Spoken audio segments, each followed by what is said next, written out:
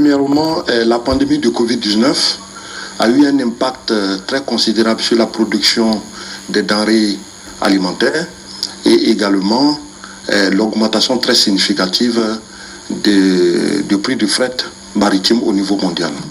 Deuxièmement, l'effet du climat caractérisé par des dômes de chaleur en Russie, au Canada, aux États-Unis, qui ont contribué de façon néfaste à réduire considérablement la production du blé. Et également, par exemple, quand nous prenons la France, c'est dû à l'inondation. Toutes ces conséquences, pandémie Covid-19, effet de chaleur, inondation, ont permis de réduire la production du blé sur le plan international. Deuxièmement, puisque les quantités de blé ne sont pas suffisantes, certains pays du Moyen-Orient, et notamment également la Chine, ont fait des achats massifs de blé pour pouvoir conforter les stocks de sécurité. Évidemment, sur le marché international, c'est l'offre et la demande. Ce qui s'est répercuté, évidemment, sur les prix du blé sur le plan mondial. À Conakry, par exemple, imaginez-vous qu'en novembre 2020, le prix du blé arrivé pour Conakry était de 280 la tonne métrique. Et en février, elle est passée, 3 mois après, elle est passée à $330 la tonne métrique. Et aujourd'hui, ce même prix du blé arrivé à Conakry est passé à $430 la tonne. Donc ça veut dire de novembre 2020 à novembre 2021, il y a eu une augmentation de 50% du prix du blé. Et sur la même période en 2021, nous avons une augmentation de 30%. Donc évidemment, ces effets d'augmentation du prix du blé à l'état international ont une répercussion sur le coût de production du blé, c'est-à-dire de la farine dans nos usines. Donc l'accord que nous avons trouvé, c'est pourquoi que le pain est passé de 4 000 à 4 500 pour la baguette double et de 2 000 à 2 250 pour la baguette simple.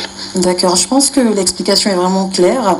Et donc, en raison de l'augmentation du prix du blé à l'échelle mondiale, le Conseil des ministres, le dernier Conseil des ministres, je voulais dire, vous a recommandé d'étudier une possibilité de subvention pour diminuer le prix du pain. Qu'est-ce que vous avez fait dans ce sens, ou bien qu'est-ce que vous êtes en train de faire en ce moment même?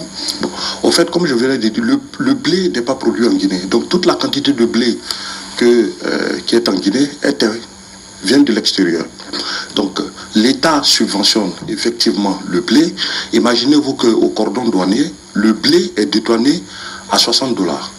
Donc, or, le prix du blé à l'échelle internationale, comme vous venez de dire, est de $430. Donc, l'État a renoncé à 86% de ses recettes douanières pour subventionner le prix du pain que nous consommons.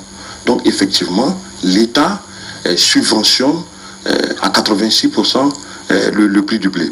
Deuxième, vous pourrez tenter peut-être à me poser la question de savoir que l'État pouvait aussi agir sur le taux de taxe au cordon douanier.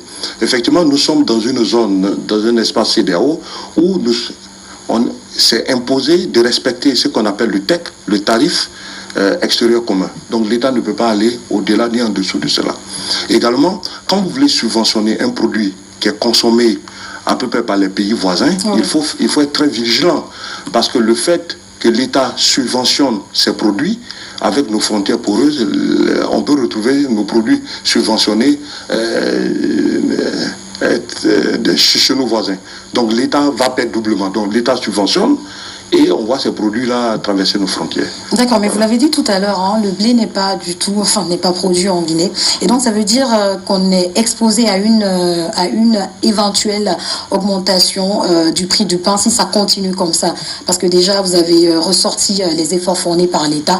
Et donc, est-ce que vous essayez de prendre une certaine anticipation sur cette augmentation future? Comment vous faites? Comment vous réagissez face à tout ça? Bon, mon département, effectivement, est en train de réfléchir sur des solutions durables. Parce que généralement, on a l'impression de résoudre tout de suite le problème et ne pas penser de façon durable à résoudre le problème.